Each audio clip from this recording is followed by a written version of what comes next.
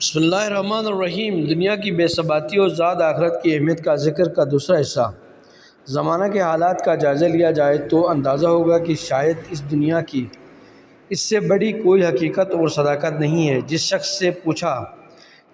سے پوچھے وہ جنت کا مشتاق ہے، اور وہ جس شخص کو دیکھے وہ جہنم کے نام سے پناہ مانگتا ہے۔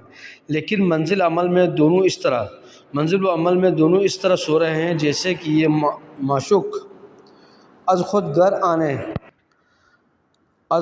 آنے والا ہے اور یہ خطرہ از خود ٹل جانے والا ہے۔ نہ جنت کے عاشق جنت کے لیے کوئی عمل کر رہے ہیں اور نہ جہنم سے خوفزدہ اس سے بچنے کا انتظام کر رہے ہیں، بلکہ دونوں کا خیال ہے کہ یہ ہے کہ مذہب میں کچھ افراد ایسے ہیں جنہوں نے اس بات کا ٹھیکہ لے لیا ہے کہ وہ جنت کا انتظام بھی کریں گے اور جہنم سے بچانے کا بندوبست بھی کریں گے، اور اس سلسلے میں ہماری کوئی ذمہ داری نہیں ہے۔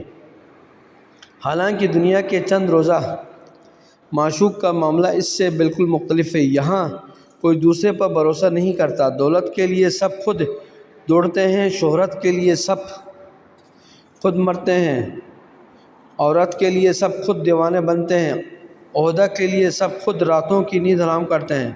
خدا جانے یہ ابدی معشوق جنت جیسا محبوب ہے جس کا معاملہ دوسروں کے رحم و کرم پر چھوڑ دیا جاتا ہے اور انسان غفلت کی نیز ہو جاتا ہے۔